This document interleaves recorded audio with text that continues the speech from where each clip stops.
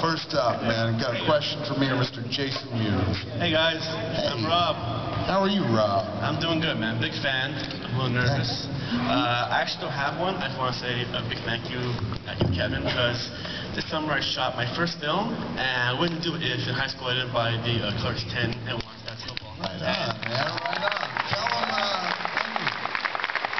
Tell him, that's honestly one of the best parts of this job. If you can stick around long enough, you got some longevity on your side, because that's the hardest thing to find in this business is longevity. Money's easy, and respect comes and goes, but longevity is something you got to dig in deep for and go along for the ride.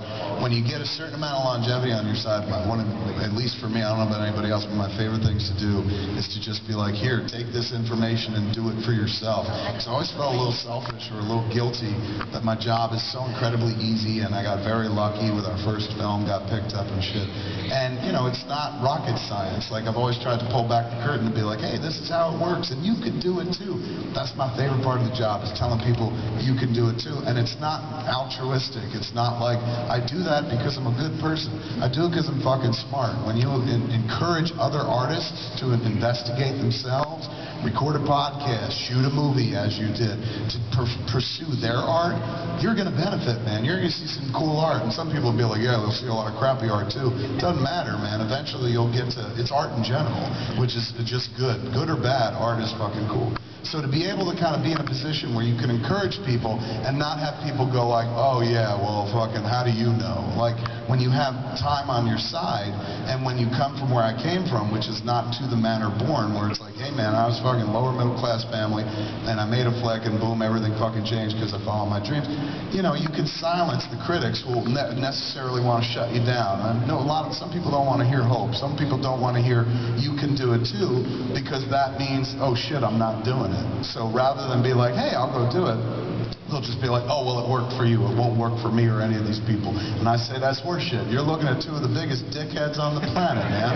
Least talented people I've ever known and shit. And still, we've been working for nearly 20 years doing what we do. And a lot of that has to do with just following your heart, following your art, and following your heart.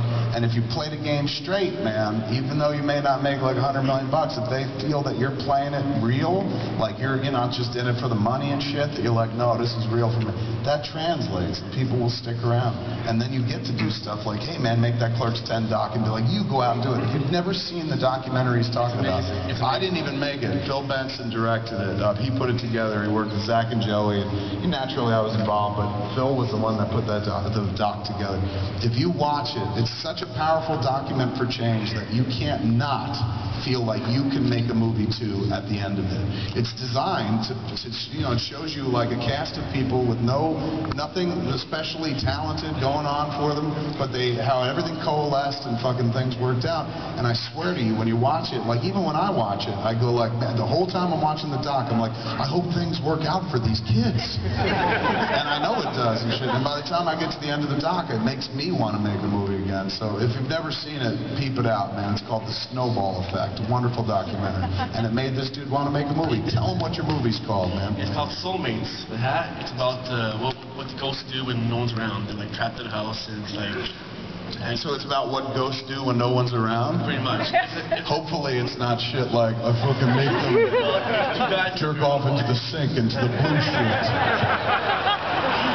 It is very vulgar. Is it vulgar? Yeah. Sexy ghosts? Yeah. Oh, I like it, man. And 2 guys and 1 chick. 2 guys and 1 chick? Yeah, so... A ghost 3-way? Awesome. All right, they can just permeate one another. Very sweet. Glad to hear it, man. Congrats. Thank you, man. Thank you.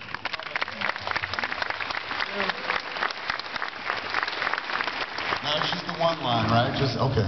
Right on, man. You're next. What's your name? My name's also Rob. His story might explain why all my tables are falling the fuck over all the time, so...